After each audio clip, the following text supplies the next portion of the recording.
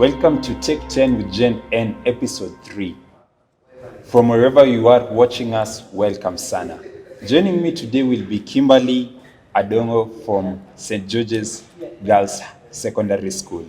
We are going to discuss about teenage pregnancy. Teenage pregnancy has been on the rise, especially in Kenya.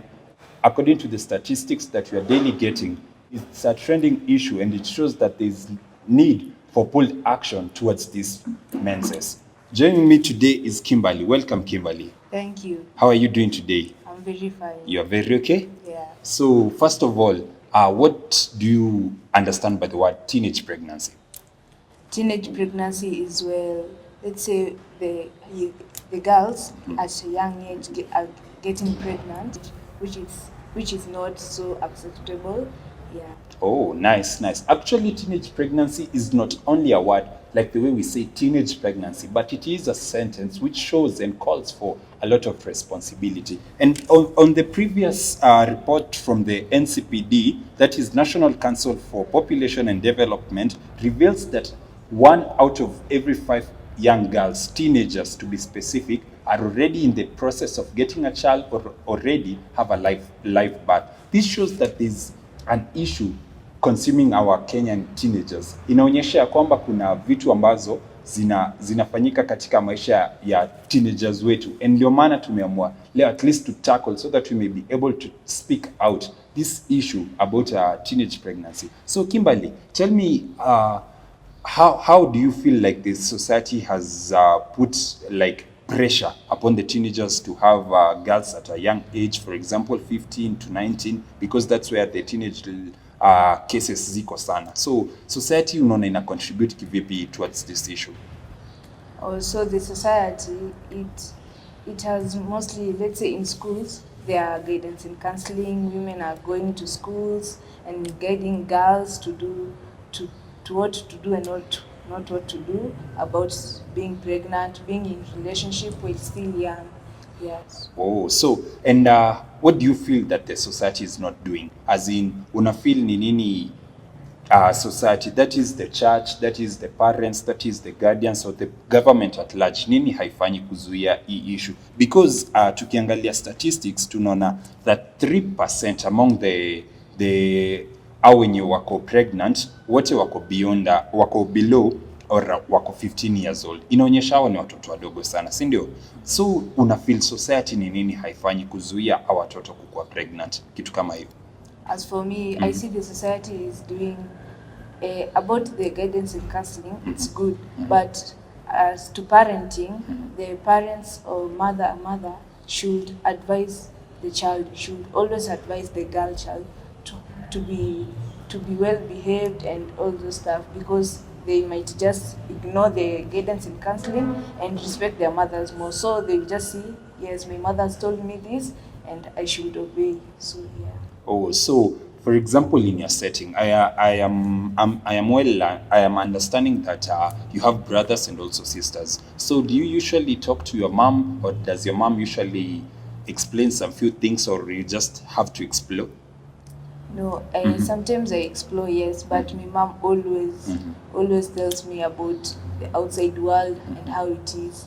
And sometimes I always ask her questions, yeah. Oh, so you usually ask her questions like, are you bold enough to ask your mom about teenage pregnancy, about morality, about all these stuffs? Because I've realized that a lot of children aren't close enough to their parents, and that puts a bond. Like you see, people can't relate very well, especially in the family setup. So which questions do you usually ask? Are they the bold ones, or you just cut a corner, like unaambia mom na mtu akifanya hii ama unamuuliza exactly? You know, when I was growing up, I used to hear that watoto wananunuliwa supermarket, of which ni uongo, si ndio?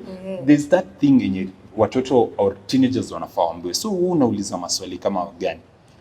Mimi naulizanga tu, mom, huyu akifanya hii, I don't go direct to the point. Yeah, I'm not that enough bold to do that. So basically you feel like bado yuko vitu like beside, inamaanisha ni kama unaogopa mzazi wako?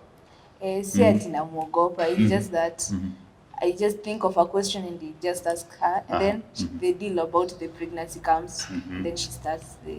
Oh, nice one. And then in the school setup, right now we aren't in school because of the current pandemic, that is coronavirus. So you've been spending almost 2 months at home, and probably more. But do you feel while you are in school, there was that approach by teachers to let you, especially because you're in a girls' school, mlikuwa mnapata advices ama mlikuwa tu mnaachiwa mu explore? As still now, we are always being given advices, as in every Wednesday we always have a GNC meeting, a guidance and counseling meeting, and if we miss it, it's, let's say, like when you have an exam, but it's always there. We always get advice, even when the female teachers tell us that if you have any problem, any issues, just come to us and we'll just advise you. Yeah. Oh, So and, it's for you to be free with the teachers. Oh, so basically your school, St. George's, provides the right environment for you to be able to get guidance and counseling so that you may be well equipped. But what if they tell you, like, are the teachers really real, or they just give assumptions? Are they really real? They talk straight to the point. They just advise you. If I've ever gone to a teacher, but it was just an educational problem, but they always advise you on what they have experienced and what they have seen and what they have also explored. So it's their advice are always good and they're always free with you. Oh, nice. And do you believe in experience is the best teacher? Yes. Yeah. So let me ask. Probably you have a friend maybe who has been affected with this issue, this teenage pregnancy. So can you tell us about the situation maybe? Yeah, the situation is so bad, and I just feel pity for her because she doesn't have enough freedom to just the way we used to hang out together, having fun. She's not the same anymore. She's just staying in the house and hiding from people just because of shame. Yeah, and she doesn't want people to know that she's pregnant. Oh, so she's trying to hide it, but actually the fact is that she did it. So what's your take on religion? Because we kind of feel like the current generation, tuwaite watu wa leo ama vijana wa sasa, huwa tuna feel like religion plays, and by religion I mean Christianity, Muslim or any other religion. Do you feel like religion ina play part ya kupunguza hizi stuff zote? Yes, as for me, I think it's so, because churches also have female teachers who always, let's say in Sunday school also, teachers always teach us about those stuff.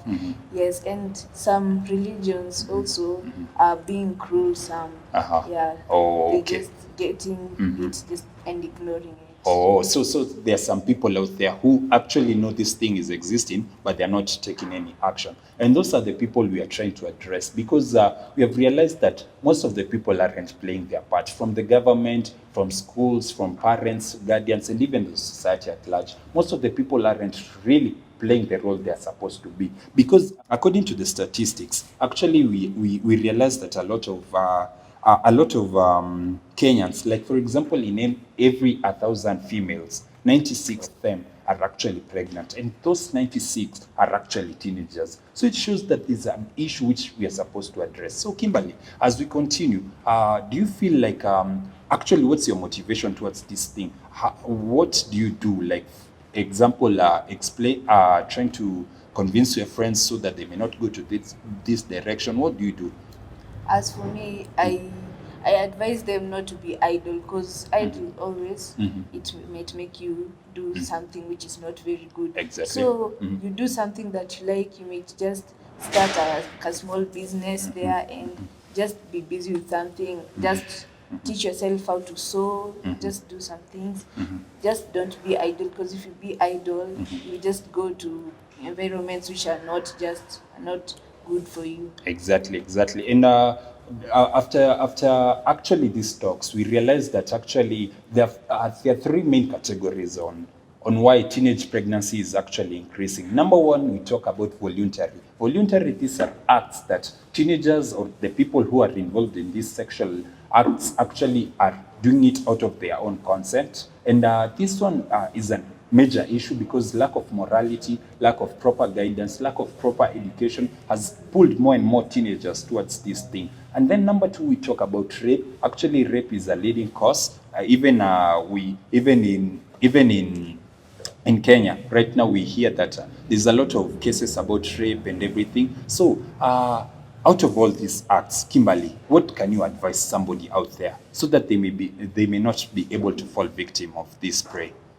So I would advise you, let's say if you are a lady, a woman, just wear nice clothes and decent clothes, because if you show yourself off, some men will just see you as, say, yes, this girl is just trying me, and they will just come to you and telling you and approaching you in a way that you see that this person has interest in you, so you enter in being a victim to it.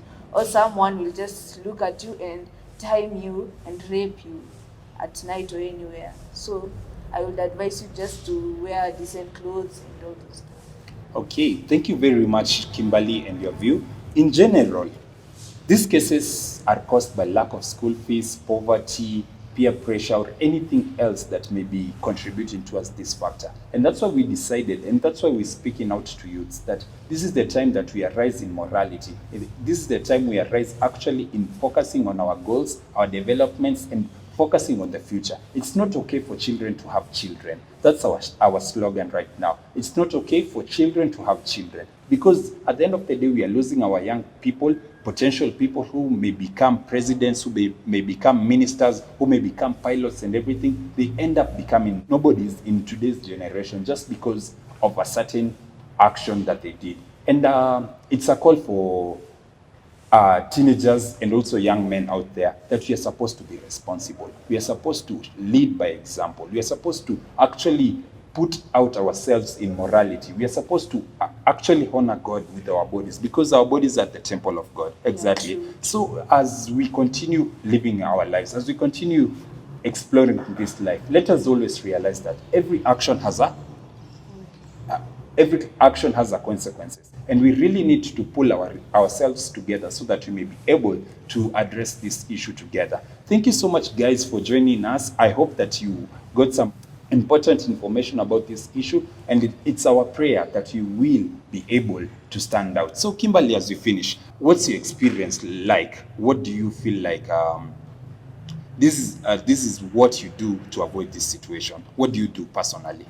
As for me, I take all the advices that have been given, and I see that keeping myself busy really helps, because I get to help my parents also. Like, as for me, I can cook. So what I do, I just cook and sell the foods. So it's easy for me to just not concentrate on them, and also focus on my studies more, because I won't have any stress of being in a relationship or anything like that. Wow, that's really inspirational. Thank you so much, Kimberly, for joining me, and thank you guys for joining me also. See us next time right here at Take 10 with Jen, and remember to keep safe, sanitize, and maintain social distancing. Thank you very much.